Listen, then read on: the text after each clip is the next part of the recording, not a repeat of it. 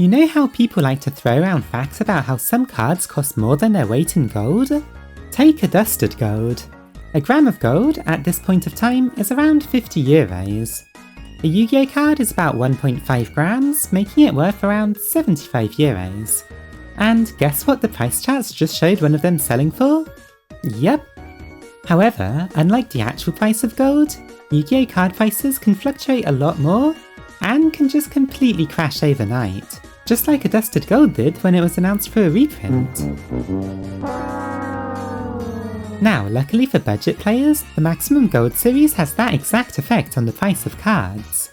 Despite being printed in the beautiful, but controversial premium gold rarity, the cards in this set usually come crashing down in price. I mean, Accesscode was like 120 euros before the set list of Dorado was revealed, but then lost about a third of that just from people knowing that it was going to be reprinted. So what does this mean for us? Well, besides some staples finally becoming more accessible, I'm looking at you, Invocation, you 3-year-old overpriced card. It also reprints some entire deck cores, making the whole decks incredibly budget. While some aren't too relevant, on the other hand, there's also a bunch of meta decks that have suddenly become super cheap thanks to this set. So today I'll be showing you 3 competitively viable decks that you can get really cheap thanks to this new set. To keep things interesting, I'll be showing you one of each playstyle, so a combo deck, a control deck, and a mid-range deck.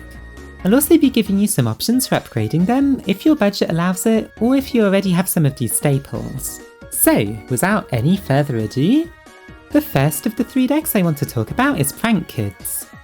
While already not the most expensive deck in general, they had a few cards, notably Prank Kids Place and Dodo Doodle Doo, that cost way too much for budget players. Since they'll now be super cheap, it's actually a great time to pick up the deck. So how do Prank Kids work? Well, they're a fusion and link archetype with main deck monsters for each of the 4 elements: wind, earth, fire, and water.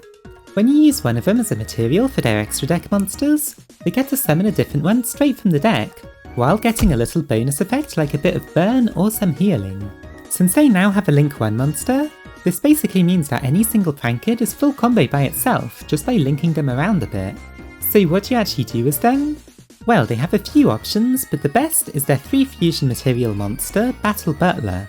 By making a Meow Meow Mew and then a Dodo Doodle Doo to search their fusion spell, you can use Fancies, Dropsies, and Lampsies to give yourself a quick effect Raigeki that can be used twice during your opponent's turn. That plus any other interruption you might have. So let's take a look at the deck. Here's a very budget version of Prank Kids. Run 3 of each main deck Prank Kids since you don't want to run out of them, and they all work just as well as each other for your combos. Then run 3 Psyframe Gear Gammas and a Driver with 3 Effect Veilers, since they're the cheapest hand traps right now, with the Psyframes being reprinted in the same set as the Prank Kids. 2 Desires and 1 Upstart Goblin helps make the deck a bit smaller, but you could also play Desires at 3. Then for your fusion spells, run 3 Pandemonium, 3 Thunder Dragon Fusion, and 1 Instant Fusion. Thunder Dragon Fusion allows you to use cards in your graveyard and the Banish Zone, so it really helps you out on later turns. An Instant Fusion can get you a Prank Kids Rocket Ride for free. You then run 3 Place, a Pranks, and a Plan. Place makes the deck even more consistent, while also making it easier to beat over anything that can't just be destroyed.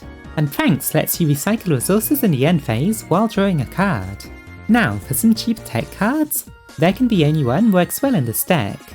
Your main deck monsters are all different types, and you don't really need multiple extra deck monsters out at once, so it's fairly easy to do your combos even with this card's restrictions. Your opponent, on the other hand, will have a much harder time.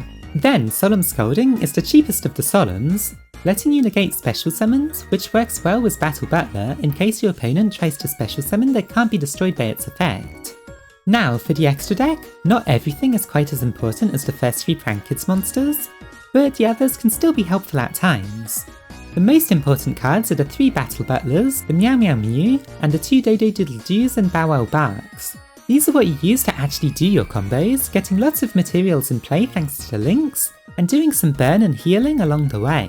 Then the level 5 fusions can be summoned with Instant Fusion. Then to give you a bit more varied forms of removal, you can throw in these link monsters to help with that. Finally, Baguska can be a good emergency way of slowing down the game a bit, and Lambda could be a good option in case you draw your Gamma while going first. So this is about as budget as you can get, But if you want to invest a little more into the deck, here's some ways that you can do so. First of all, if you already have Ash Blossoms or Infinite Impermanences, you could replace your Cyphones and Effect Veilers with these cards, and then replace your normal Monster Garnet with a third Desires. You'll get a little bit more power and consistency out of the deck if you do that. Then, Solemn Strike is an upgrade to Solemn Warning, so if you already have it, or can upgrade a bit, this will be more useful in general. Finally, Verti Anaconda was just reprinted and now is hovering around 10 euros at this point. Adding this card to your deck makes Thunder Dragon Fusion a lot more useful since you can then just use it straight from your deck.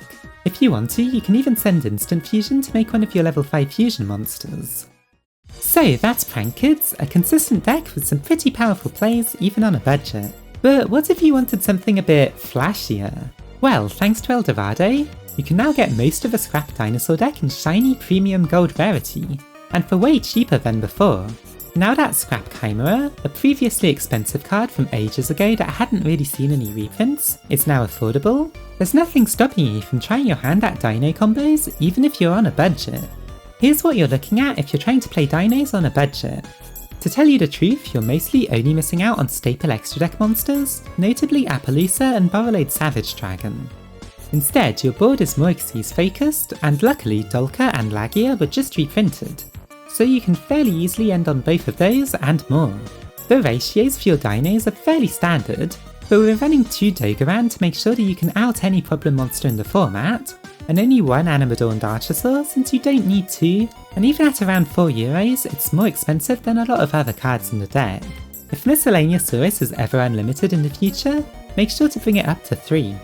Giant Rex is finally cheap now too, so you can make sure to banish it with Double Evolution Pill to get an extra Xyz material. For your scraps, 1 Chimera, 3 Raptor and 1 Golem works well in this version. You get an absolute ton of materials from them, as well as a tuner to make your Synchros. 3 Gamma and 3 Veiler are nice, cheap options, especially since Lambda was also reprinted in Dorado, allowing you to use Gamma even if you have a monster on your field. Then you're under usual dino spell ratios, backed up by 3 Forbidden Chalice, either as an extra interruption or as a way to force out negates while going second. This extra deck, like the next one too, won't necessarily be full. You can just either add more copies of some cards, or just some staple extra deck monsters that work well with the deck if you want it full. This is just showing you what you need to actually make the deck work, and it helps keep the price down a bit. Your extra deck has a lot of options, and this doesn't quite cover them all, but basically any good rank 4 or level 8 Synchro monsters could work well in this deck. Scrap Twin Dragon can be made with your fridge, and is powerful going second, while Draco Berserker can banish something and provide you with more ATK power. Lagia and Dolka are your main Xyz options, being powerful rank 4s that are limited to dinosaur decks, and then Abyss Dweller is just a good option for anything that can make it.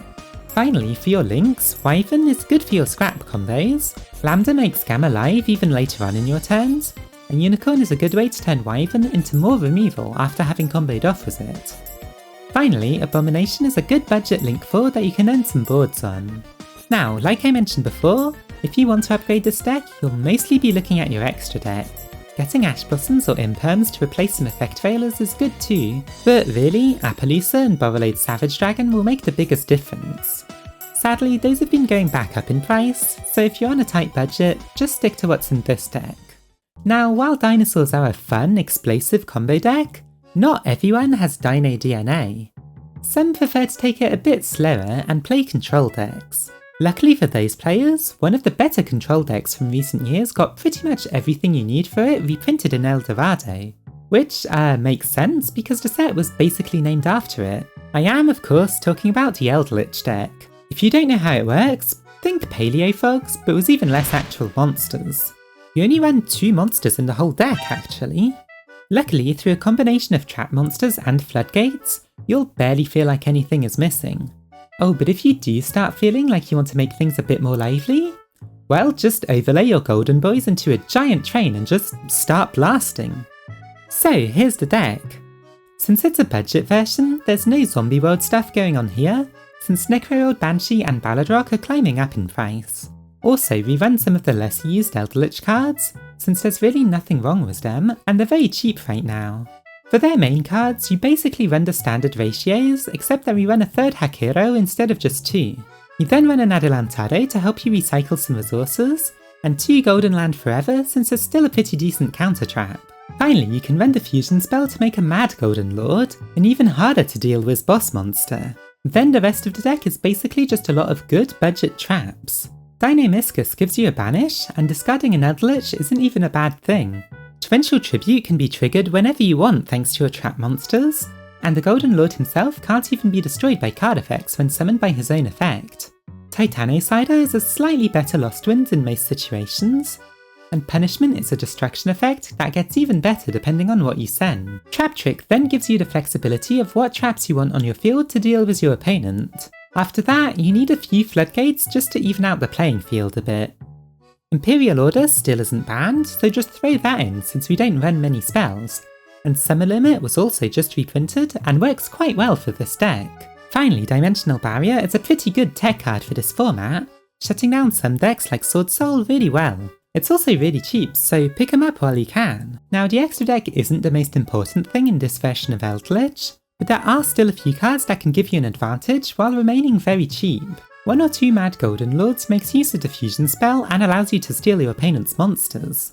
The rank 10 trains either allow you to do some burn, protect your field, or provide easy ATKs, and they were also all reprinted in this set. Then after the obligatory nightmares, you have your punishment targets. Entis is usually the best one, but she's become quite expensive, so instead Wind Pegasus Attignista is another way to get some extra removal out of that card. Otherwise, Ferrigite helps you fix your hands if you draw too much of something like a Trap Trick.